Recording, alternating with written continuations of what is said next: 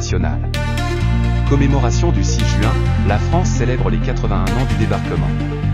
Cérémonie en Normandie, présence de vétérans et hommages rendus par les plus hautes autorités de l'État.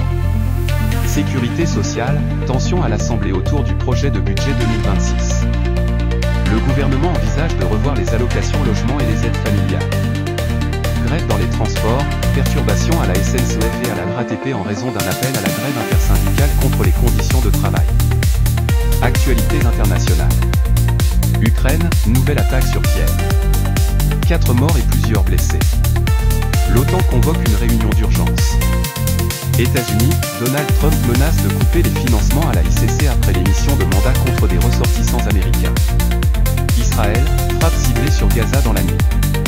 Le cessez-le-feu reste officiellement en vigueur, mais les tensions persistent. Presse quotidienne régionale. Lille, une piétonisation test du centre-ville sera lancée cet été les week-ends, annonce la mairie. Marseille, 17 personnes interpellées dans une opération anti-drogue dans les quartiers nord. Bordeaux, les habitants manifestent contre la fermeture de 3 collèges publics à la rentrée prochaine. Toulouse, lancement des premiers essais de bus sans conducteur en périphérie.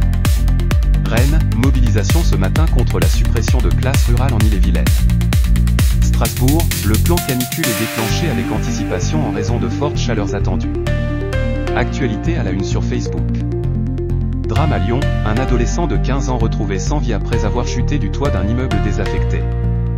Une enquête est en cours.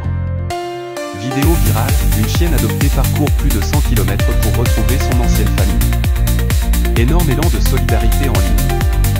Polémique à Montpellier, une vidéo montre un policier frapper un jeune homme lors d'un contrôle. L'IGPN a été saisi.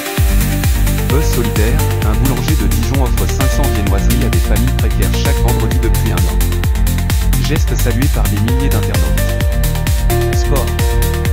Euro 2025, la France éliminée par l'Espagne 5-4 en demi-finale.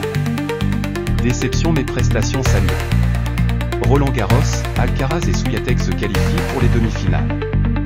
La Française Loïse Boisson s'incline avec les honneurs.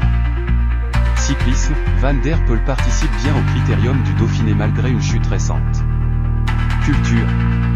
Festival de Fontainebleau, ouverture du Festival de l'Histoire de l'Art ce matin sur le thème du vrai et du faux. Musique, Nino sort un nouveau morceau surprise. Il est en tête des écoutes sur les plateformes d'Hello. Exposition à Paris, dernier jour pour plusieurs expositions majeures dans les musées parisiens. Fin du flash.